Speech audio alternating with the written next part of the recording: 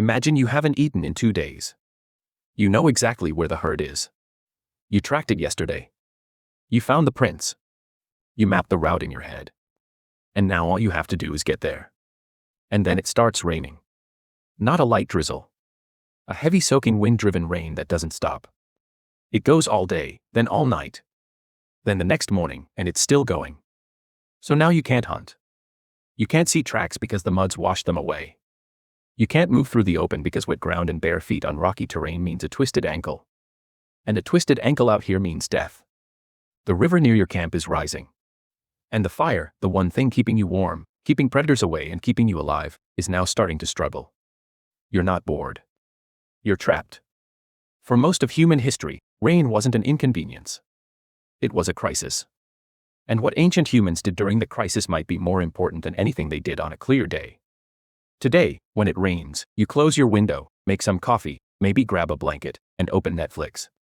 You get cozy on the couch, start wiggling into that perfect spot, and just sink in. For you, rain is just background noise. It makes you feel calm, makes you feel sleepy. You might not even make it through the episode. But for a human being 50,000 years ago, that same rain, the exact same sound you're falling asleep to, could kill you in 3 different ways before it even stopped. The first one is cold. A wet human loses body heat up to 25 times faster than a dry one. Without clothing, without waterproof shelter, a long rainstorm in anything below about 50 degrees Fahrenheit could drop your core temperature into hypothermia range within hours. And most of the world our ancestors lived in got the cold at night, even in Africa during the wet season at higher elevations. The second one is flooding, caves and rock shelters. The main places humans lived are often at the base of hillsides or near rivers. So, heavy rain meant flash floods.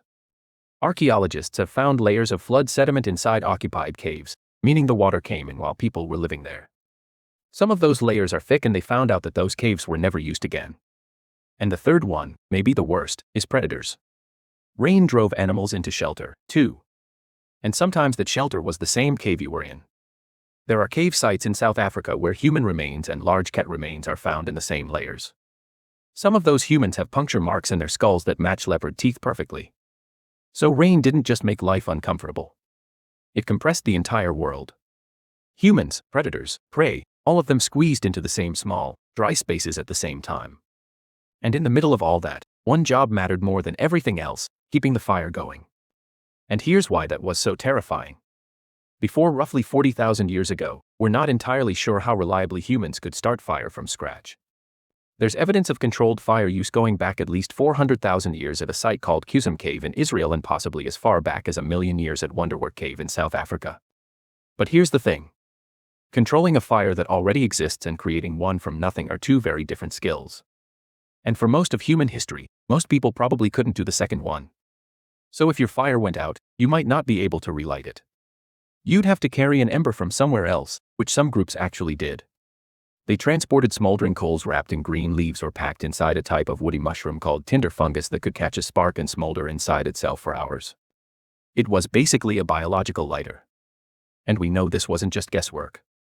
When they found Otzi the Iceman, the 5,300-year-old frozen man preserved in the Alps, he was carrying a complete fire kit in his belt pouch.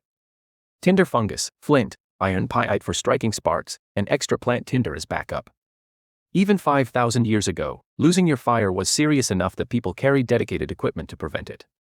So, when rain hit, the first priority wasn't shelter, it was the fire. Move it deeper into the cave. Shield it with hides or brush. Feed it carefully. Not too much, not too little. Find dead lower branches from coniferous trees, the ones still protected by the canopy above, usually still dry underneath. Split open wet logs to get at the dry wood inside. Use birch bark as kindling because birch contains a chemical called betulin that actually burns even when it's wet. One person's entire job during a rainstorm might have been just sitting next to that fire for hours, feeding it, shielding it, making sure it didn't die because that fire was everything. It was warmth, light, safety, cooked food, and the center of every social interaction the group had. Letting it go out wasn't just careless. It was potentially fatal for everyone. All right, so the fire is going and you're mostly dry, but you cannot leave. So what do? You make things. The archaeological record is very clear on this. Caves and rock shelters are absolutely packed with evidence of manufacturing. Stone tools in every stage of production. Piles of flaking debris, Those tiny chips of rock that fly off when you're shaping a tool found concentrated in specific spots inside caves. Exactly where someone would sit near firelight and work for hours. But it wasn't just stone tools. At Blombos Cave in South Africa, archaeologists found a 100,000-year-old ochre processing workshop. Abalone shells used as mixing bowls. Ochre ground into powder. Bone tools used to stir and apply it. This wasn't basic survival. This was production. Someone sat in that cave probably while the rain pounded outside and manufactured pigment on purpose with a system. And then you've got bone needles. They start appearing in the record around 61,000 years ago in South Africa and later across Europe and Asia. These are delicate, precise tools with tiny drilled eyes. You don't make a bone needle while you're running from something.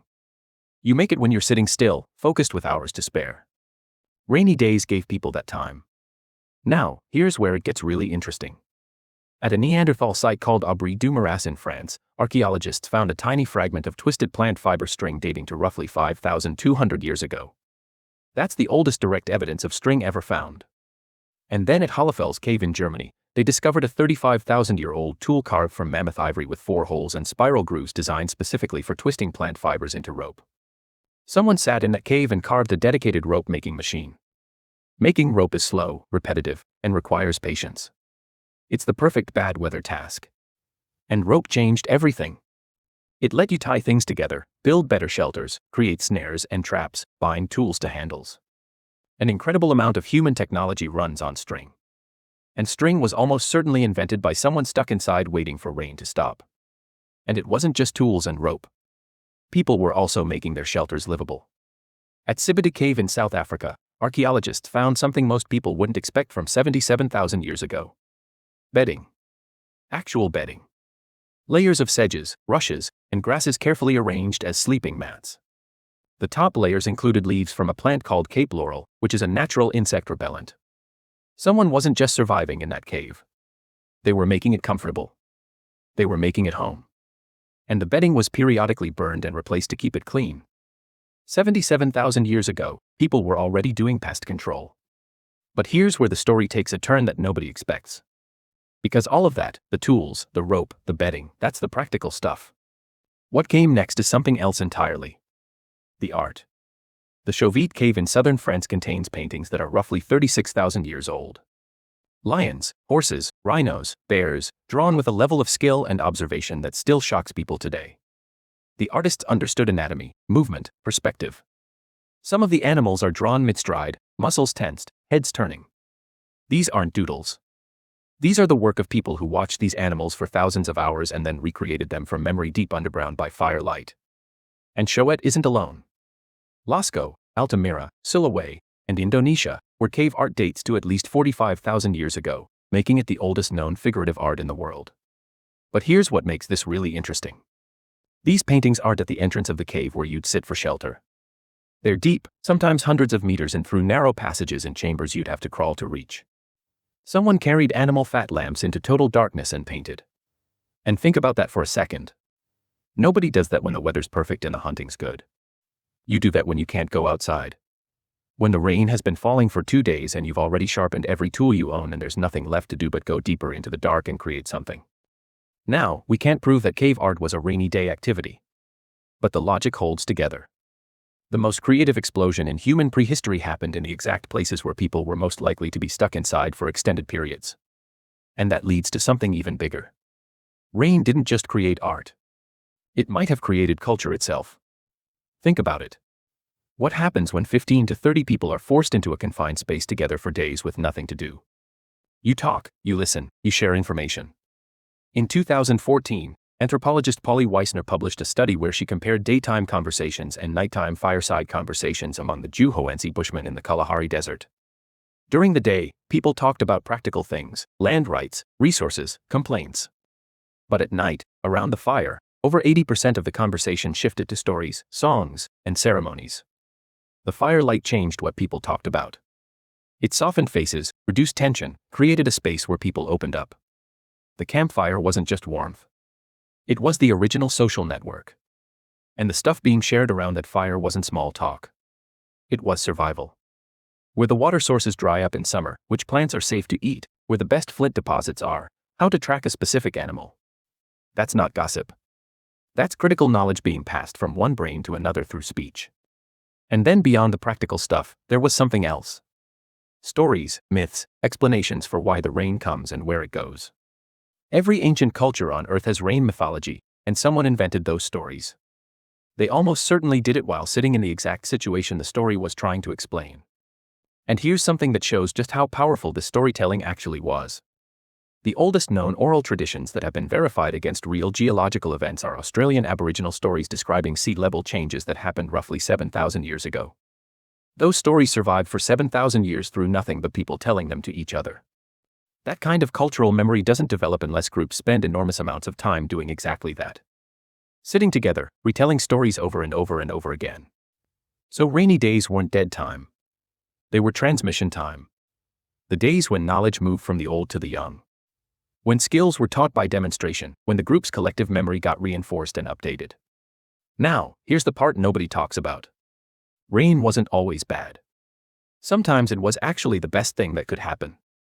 After a heavy rain, the ground is soft. And soft ground means perfect tracks. Deep, clear, detailed. You can see exactly which animals walked past, how long ago, how fast they were moving, and where they went. Some of the best tracking conditions in the world come right after rain stops. Rain also meant water. Humans could collect and store rainwater, and even early hominins may have understood this.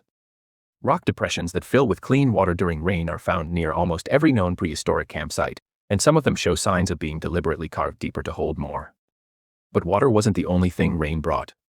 Mushrooms and certain plants explode after rain. Tubers are easier to dig from wet soil.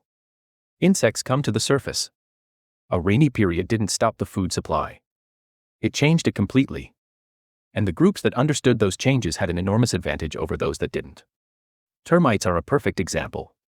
They swarm after rain in tropical Africa. They're one of the most protein-dense foods available. You don't need tools. You don't need weapons. You just pick them up.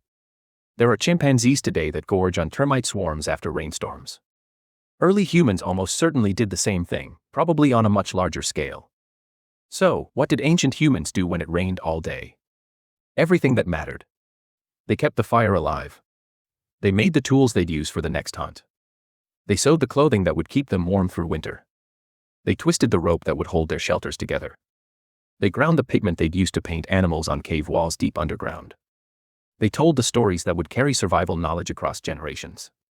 And when the rain finally stopped, they walked outside into soft ground, covered in perfect animal tracks, and got back to work. Rain didn't slow them down. It gave them time to prepare for everything that came next. Every tool, every piece of clothing, every story, every painting on a cave wall, all of it came from downtime. From the hours and days when they couldn't go out and had nothing to do except sit near a fire and think. Boredom didn't exist for them the way it does for you. Because when you're sitting in a cave with the rain hammering outside and your survival depends on what you make with your hands in the next few hours, you don't get bored. You get creative. And that might be the single biggest reason we're still here.